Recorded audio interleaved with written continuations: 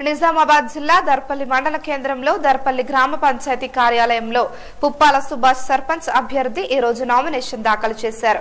ఈ సందర్భంగా పుప్పాల సుభాష్ మాట్లాడుతూ ఇంతకు ముందు తన భార్య పుప్పాల సులోచనను గెలిపించి దర్పల్లి గ్రామాన్ని ఎంతో అభివృద్ధి చేశానని, అలాగే ఈసారి కూడా తనను గెలిపిస్తే గ్రామాన్ని మరింత అభివృద్ధి కార్యక్రమాలు చేపట్టి ఎంతో అభివృద్ధి చేస్తానని నిజాయితీ గల అభ్యర్థిని గెలిపించాలని కోరారు.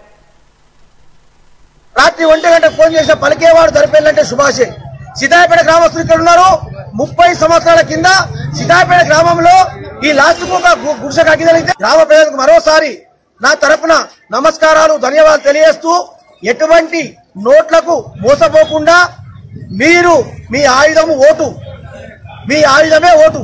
ఆ ఓటు ద్వారా నాకు చేయండి, గెలిపించి మీ పని చెవుబట్టి చేయించుకోండి. నేను ఎప్పుడు పిలిచడానికి సిద్ధంగా ఉన్నా అని చెప్పి తెలియజేస్తూ నాకు ఈసారి ఖచ్చితంగా మీరు అంత అవకాశం ఇస్తారని నమ్ముతున్నాను.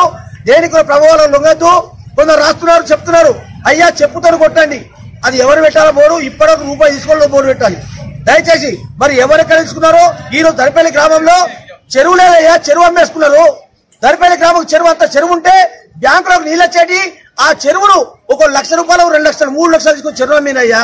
అదే ముందట ఎటువంటి ఏమినారెడ్డి ప్లాట్స్ ఉండే దాంట్లో మనము ఏదైనా ఒకటి పెట్టుకుందామని ఆపిస్తే మేము దిగిపోయిన తర్వాత మొన్న అదానిక కూడా లక్షలు తీసుకొని ఏమినారెడ్డి ప్లాట్లు పెట్టించారు. ఇంత ఘోరమైతే దరిపెళ్ళి. మరి ఒక్కసారి మీరు ఆలోచించాలా. ఈ గోదావరి దాకల పక్క జాగా దుబాక్ సాగలేదని చెప్పి అప్పుడు మన ఎమ్మెల్యే గారు బాన్సువాడ ఎమ్మెల్యే 2001లో ఆయన ఫోన్ చేశాడు. ఆయనకి అయ్యా పర్మిషన్ అంటే నా దగ్గర 50,000 తీసుకొని వస్తే అయ్యా అది ఊరి మీద ఆత్మ జాగా, దేనికి పర్మిషన్ బంద్ చేసి పీరాశ్వ ద్వారా దర్పల్లి అడ్వకేట్ పీరాశ్వ ద్వారా కోర్టులో కేసేసి ఇప్పటికి కేసు నడుస్తుంది. ఇలా ఏ తప్పున నన్ను అడగచ్చు. ఎక్కడ గాంధీ కార్యాలయం ఎక్కడ నేను మాట్లాడడానికి సిద్ధంగా ఉన్నా. దయచేసి లంచాలు ఇవ్వకండి, లంచాలు తీసుకోకండి. దయచేసి ఓటు, మీ అమూల్యమైన ఓటు ఖచ్చితంగా పేదవాడి కేసు గెలిపించుకోండి. ఇంకోటి, ఈ రోజు పోటీ పడ్డ వాళ్ళు ఒక కులానికి చెందేవాళ్ళు. నేను అయ్యా ఎప్పుడు నా ముందు కాపని చెప్పుకోలే.